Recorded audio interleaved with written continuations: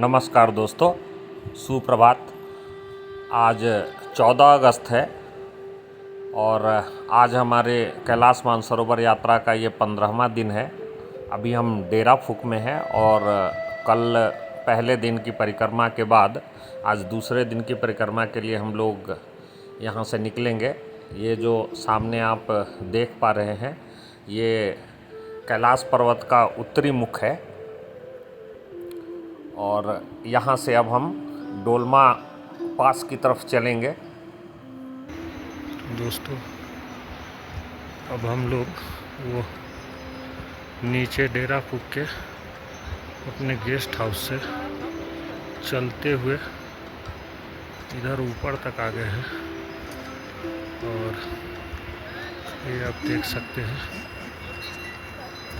कि लोग थक के जो है थोड़ी थोड़ी देर बैठकर चलते हैं, लेकिन ये कैलाश पर्वत के परिक्रमा का आकर्षण है कि वो उनको शक्ति प्रदान कर रहा है। अरे घोड़े पे हो के सवार अमित वो इस आया यात्रा है को आज। नोट मारूं क्या? पूरी कर सकें। हाँ? ओम नमः शिवाय, हर हर महादेव। दोस्तों, ये सामने कैलाश पर्वत और ऊपर आप आकाश में चांद भी देख सकते हैं और सामने इधर सूर्य भी चमकता हुआ। तो अभी चाइना के अनुसार अभी दिन के 10:10 हुए हैं। ऐसे भारत में देखेंगे तो ये 2.5 घंटे पीछे है, तो अभी 7:30 बज रहा होगा। तो सुबह के 7:30 में तो अपने यहाँ भी जी राम राम राम राम चांद तो नहीं दिखाई देता है।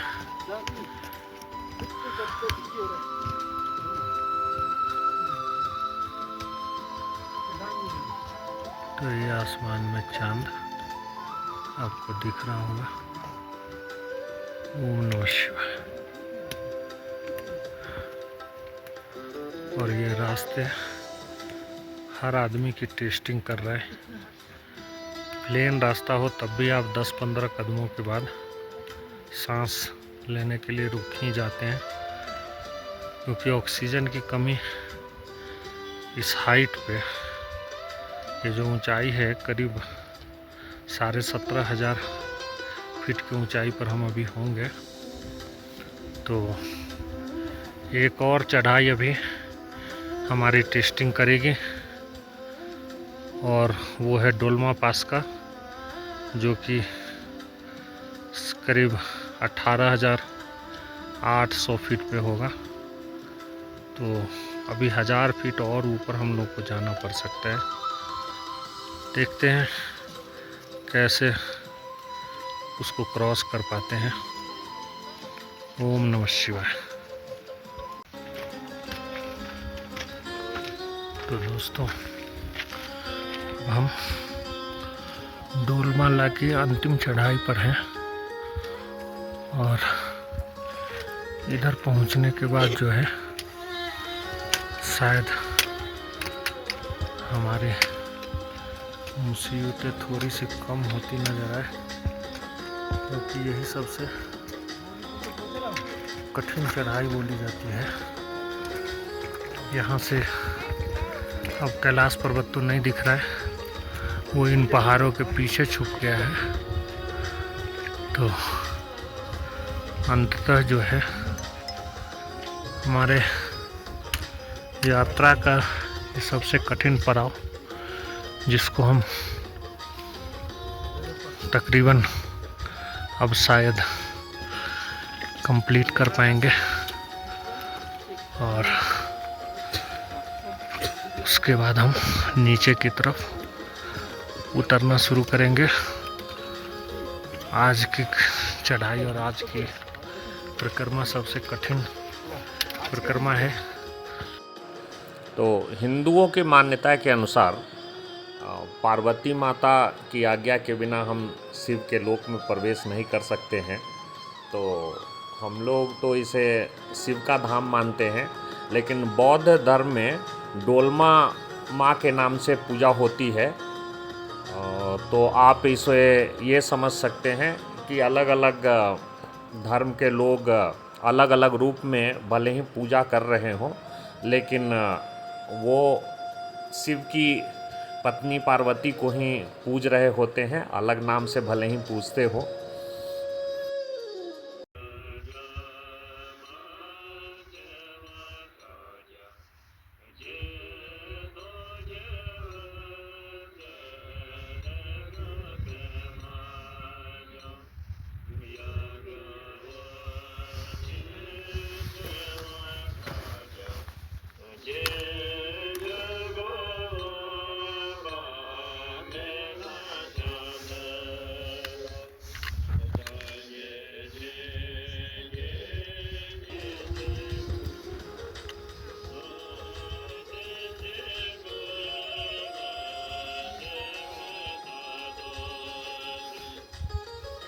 तो दोस्तों,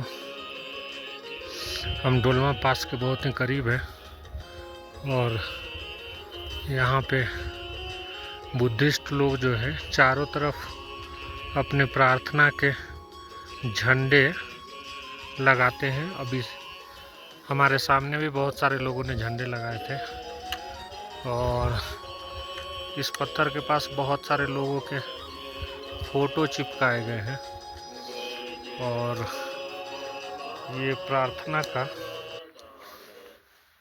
वो कुछ सोलर सिस्टम से चलता हुआ सिस्टम भी लगाया है कि यहाँ प्रार्थनाएं चल रही हैं और इस पे एक स्वास्तिक का निशान भी बना हुआ मिला है।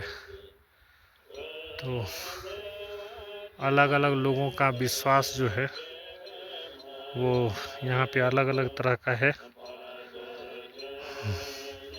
बहुत सारे लोगों ने यहाँ पे पैसे भी चढ़ाए हैं।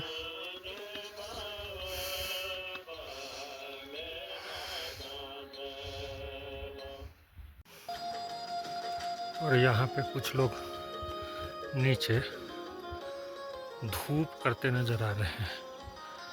कुछ है जो वो वहाँ पे आग के ऊपर समर्पित कर रहे हैं।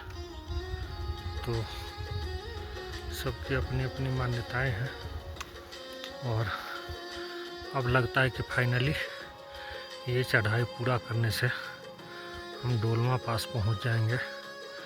अभी मैं भी निश्चित तौर पर नहीं कह सकता कि इसके ऊपर और चढ़ाई है या नहीं है, लेकिन मुझे लग रहा है कि अब ये अंतिम ही चरण है।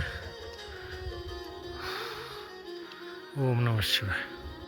तो दोस्तों, नीचे लगता है कि वही गौरी कुंड है। यहाँ पे कोई बता नहीं पाता है कि हम कहाँ पहुँचे हैं, लेकिन मुझे लगता है कि यही डोलमा पास है, क्योंकि यही हाईएस्ट पॉइंट है जहाँ तक हम पहुँचे हैं। और यहाँ सारे लोग जो है वो अपनी प्रार्थना भगवान के चरणों में अर्पित कर रहे हैं। तो लोग ये प्रार्थना के झंडे और इधर धूप बत्ती, बहुत ही माहौल जो है, इधर लोगों ने प्रसाद भी अर्पित किया है। तो हम नीचे की तरफ निकलेंगे और शायद अब हम ये यात्रा कंप्लीट कर पाएंगे। एक आशंका थी कि ऑक्सीजन की कमी की वजह से बहुत सारे लोग हमें डरा भी रहे थे कि आप चल नहीं पाओगे, लेकिन फिर भी मैंने कोशिश की कि मैं ये यात्रा अपने कदमों पर कर सकूं। तो भगवान की असीम अनुकंपा और आप लोगों की शुभकामनाओं से मैं ये ऊंचाई हासिल कर पाया हूँ।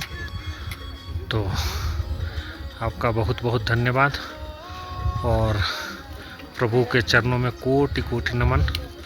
ओम नमः शिवाय।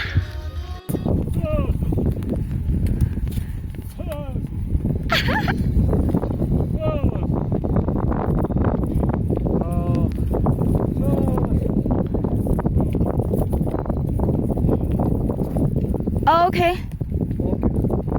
दोस्तों, ये नीचे गौरी कुंड है और हमने जो पोर्टर लिया था अपना इमरजेंसी एक्स्ट्रा आइटम लाने के लिए कि अगर बारिश से हमारे कपड़े अगर गीले हो जाए तो एक एक्स्ट्रा कपड़ा और सब कुछ लेके चलना पड़ता है। तो अब नीचे उतर के गौरी कुंड का जल तो लेने जाने की हिम्मत हमारे अंदर नहीं बची है और हमारे यात्रा गाइड ने भी मना किया कि आप लोग नीचे नहीं उतर सकते। तो हमने अपने पोर्टर को भेजा है, दूर में आप उसको देख सकते हैं। उसको हमने कुछ युवान दिए हैं और उसको मैंने भेजा है कि वो नीचे से आप मतलब जल लेके आए हमारे लिए। हाँ नहीं बहुत बढ़िया दीदी, बहुत ही अच्छा। कम एज के लोग घोड़े बैठ के जा रहे हैं, लेकिन देखो जाए तो ऊपर हाँ डोलमा पास को नहीं बढ़िया, बहुत ही अच्छी हो गई। क्रॉस करके हम नीचे उतरे हैं और ये अब गौरी कुंड का जल लेकर हम इधर आगे की तरफ निकल जाएंगे और शाम तक हम जुजुईपू पहुंचेंगे और फिर आज का यात्रा विश्राम हमारा जुजुईपू में हो जाएगा। और फिर हम लोग जो है कल फाइनली परिक्रमा पूरी करके मानसरोवर लेक के पास चल के रुकेंगे। ओम नमः शिवाय। तो दोस्तों, हम डोलमा पास और गौरी कुंड को पीछे छोड़कर नीचे की तरफ उतरना स्टार्ट कर चुके हैं। अब हम लोगों ने ट्रैकिंग के दौरान जो सबसे ऊंचाई का हासिल की वो 5650 मीटर की थी, जो कि कुछ 18,800 फीट होती है, 5650 मीटर। और अब हम नीचे की तरफ चलेंगे तो यहाँ पे ऑक्सीजन का लेवल सबसे कम था। अब जब हम नीचे जाएंगे तो बेहतर ऑक्सीजन हमें मिलेगी और जो यात्रा का सबसे कठिन पड़ाव था उसको हमने पार किया है। आप लोगों की शुभेच्छा और आप लोगों के नीचे आप बर्फ भी जमा हुआ देख सकते हैं। उस पे चल के हम लोग कुछ तस्वीर खींचेंगे। ओम नमः शिवाय। फाइनली हम बर्फ के पास पहुंच गए हैं।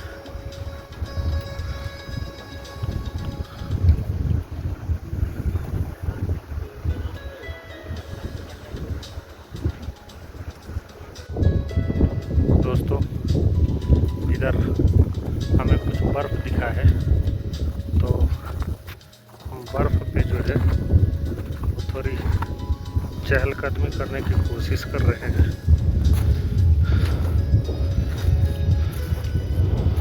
तो देखिए हमारे पीछे बर्फ़ है और इतने दूर की ट्रैकिंग में केवल यही एक स्थान है जहाँ पे हमको बर्फ़ दिखी है। तो इस बर्फ़ पे थोड़ा चलने के लालच को हम कंट्रोल नहीं कर पा रहे हैं, तो थोड़ा सा इस पे चहलकदमी करके और हम अब आगे की तरफ निकल रहे हैं, क्योंकि अभी हमें बहुत ही लंबी दूरी तय करनी है।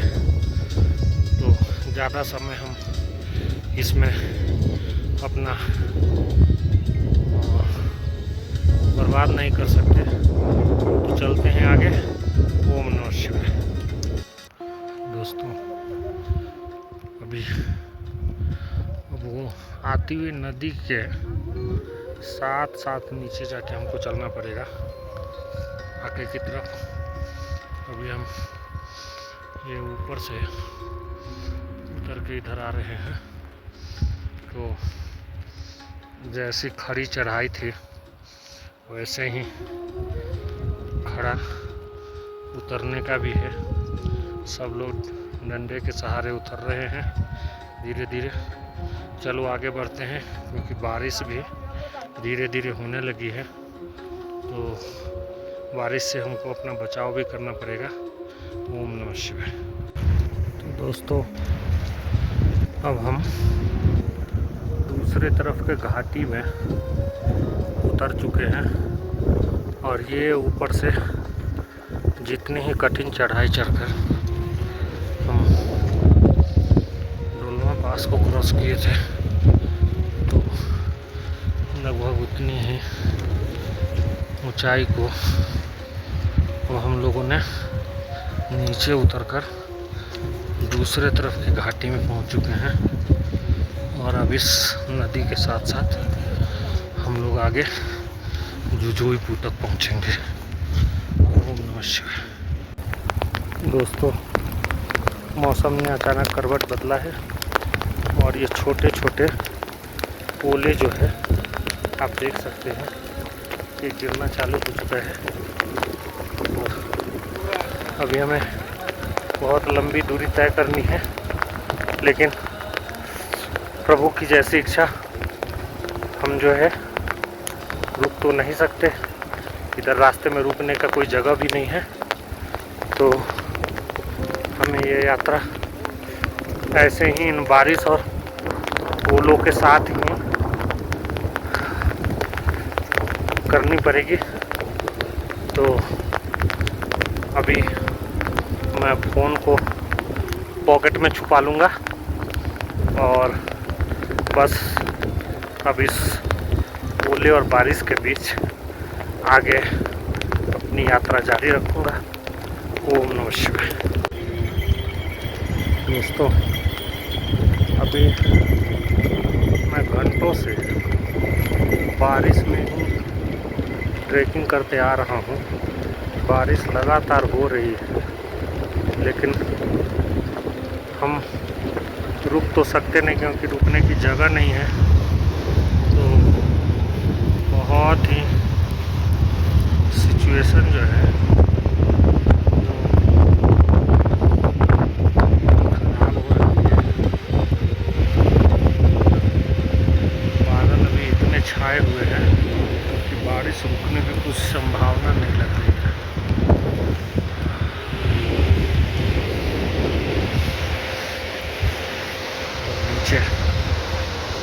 कल करती बहती नदी आप दूर से देख सकते हैं कि नदी के साथ साथ हम जो है ट्रैकिंग कर रहे हैं।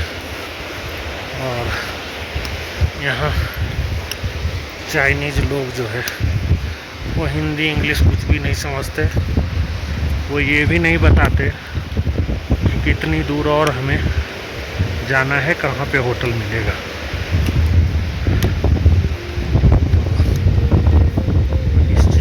साथ जो है ट्रेनिंग को कंटिन्यू किए हुए हैं। अभी शाम के 4 बज गए हैं। चल देखते हैं अभी और कितना दूर हमें ट्रेनिंग करना पड़ेगा।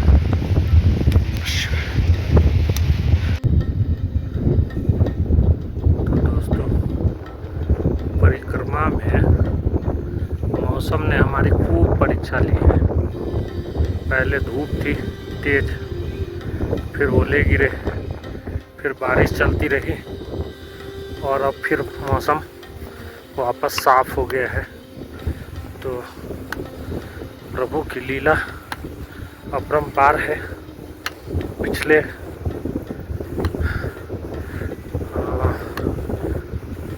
लगता है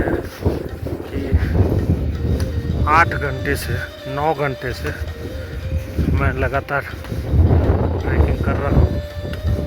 इस 9 घंटे में मौसम ने अपना हर रूप दिखा दिया है।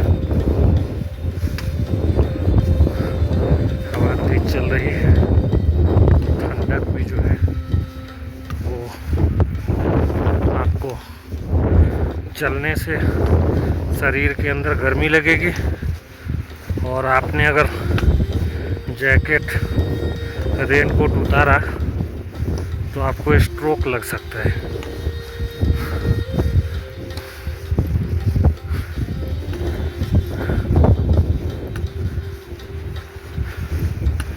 चलो आज के परिक्रमा में अंतिम पड़ाव पर है, तो हम थोड़ी देर में अपने होटल पहुंच जाएंगे। तो आज हमारा यात्रा विश्राम हो जाएगा। कल थोड़ा सा स्ट्रेच बचा रहेगा, जो हम पूरा करने के बाद दार्चेन से अपना सामान पिक करके और मानसरोवर की तरफ निकल जाएंगे। फिर हम वहाँ रुकेंगे कल और परसों। फिर हम आराम से मानसरोवर एक नज़दीक से देख पाएंगे, उसके जल से स्नान कर पाएंगे और वहाँ से पवित्र जल भी ले सकेंगे अपने घर ले जाने के लिए। तो अभी अब मैं आपसे विदा लेता हूँ आज के लिए। ओम नमः शिवाय।